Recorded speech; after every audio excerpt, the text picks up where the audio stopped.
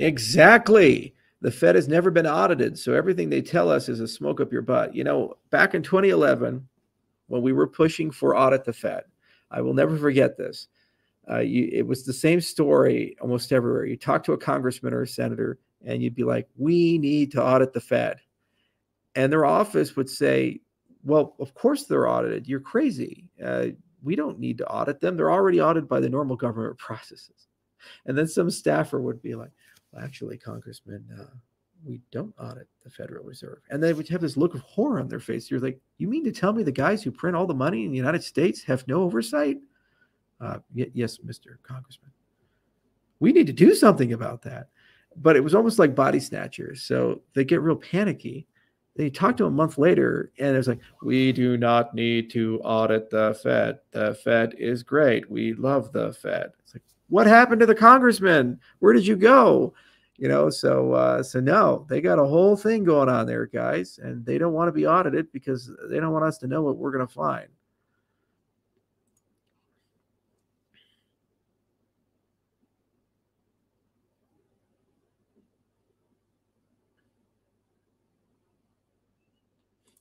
That was Ron Paul. Yeah, we had Tom Woods, and actually Peter Schiff was even part of that back in the old days before he went cray cray.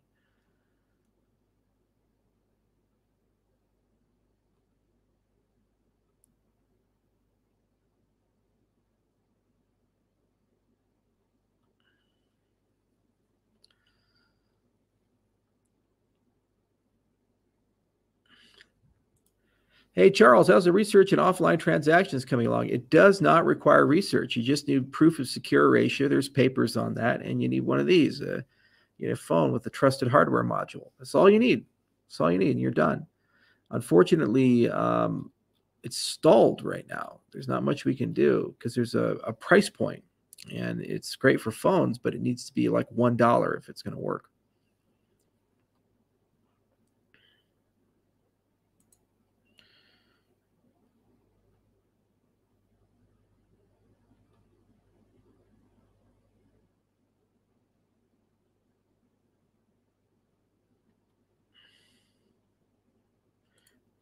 Yeah, it did. Peter's bank did get shut down, and Peter's like, "Well, you know, I might accept Bitcoin for payment."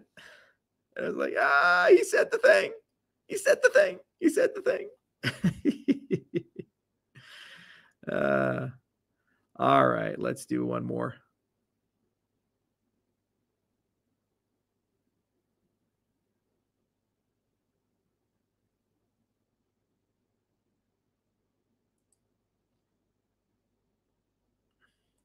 All right, bonus question. Will your restaurant serve haggis?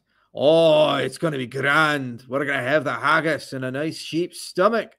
It'll be, it's just, way a bit rough and tumble it would be. It's a 2-course meal. There's one that goes in the mouth and there's one that goes into the toilet. Oh, it'll be grand. Yes, we are going to have haggis. No one will order it. No one will eat it, but we will have it, and it's going to be fucking amazing. And then some weird Scottish guy is going to come in on vacation, and they'll be like, "Oh, it's a finally America makes sense to me. I was saying, Wheatland, what are you doing?"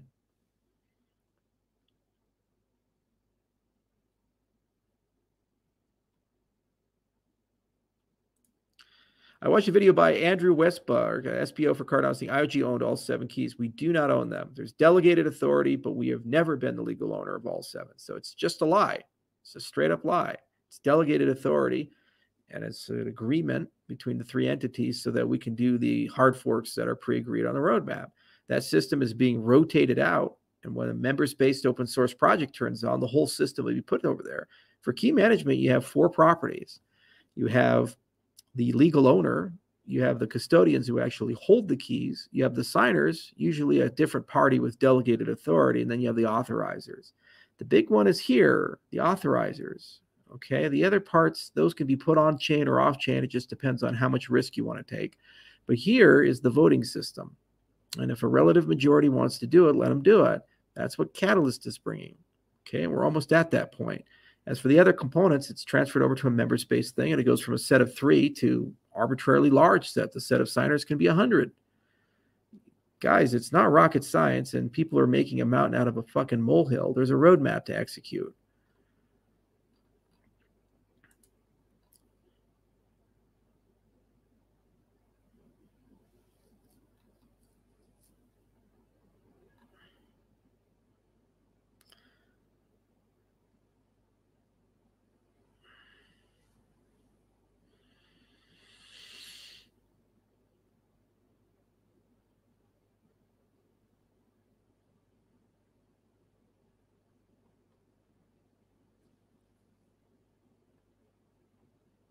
All right, come on, give me a good one to add.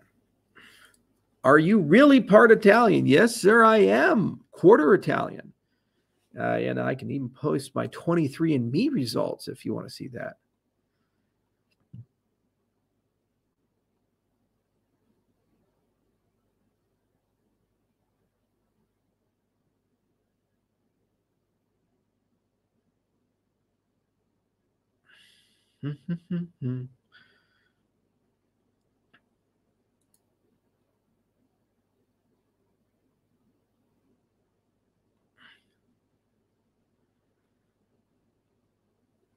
Please touch on LACE again. Good question to end on. So LACE is one of my favorite projects. We're working real hard on it. We will have an announcement later on LACE, but I will say this. I think it long-term is going to be one of the best wallets in the entire cryptocurrency industry and the first for a lot of things. And finally, to end, Charles, have you ever heard of Göbekli Tepe, the ancient monolithic structure from 9,500 BC that suggests humanity's history goes further back than thought? There's a very interesting theory about this. So some people believe that around 10,000, 11,000 BC, there was an ancient empire. This is kind of the Atlantean thing. And that those people were very widespread across the entire world, which is why we have architectural reoccurrences of like pyramids and certain icons and certain gods and so forth.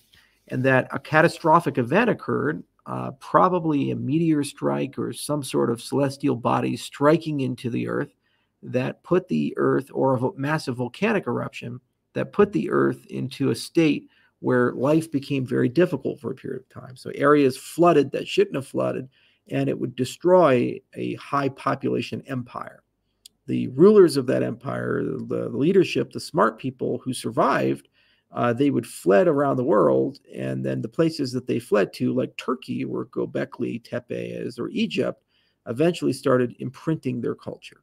Now, we have some ancient sources like Plato, and what's really interesting is Plato's description of Atlantis and his timelines match perfectly with things that we discovered in the Arctic many years later about a catastrophic event that occurred about 11,000 years ago. So who knows if it's true or not? Unfortunately, the archaeological evidence is very bad because things don't tend to survive that long. The reason why Tepe survived so long was that it was buried, and it looks like on purpose somebody actually covered it over. Maybe they overthrew their tyrants. But it would make a lot of sense. Language has been around for a long time. Empires come and go, and we discover new things all the time. So it could make sense that this exists. And my bet is if we were to discover it, we'd discover it in South America, because that is the least investigated from an archaeological perspective of all continents. And there are empires there as ancient as Egypt, and maybe even further back. And perhaps the jungles preserve something. Or maybe we'll discover it in the sands of Egypt. Who knows? Anyway, as Paul Harvey would say, that's the rest of the story. Thank you all for another wonderful AMA. I'm going to go now and get some breakfast and get prepared for the graduation event tonight. It's good to be here in Mongolia. Cheers.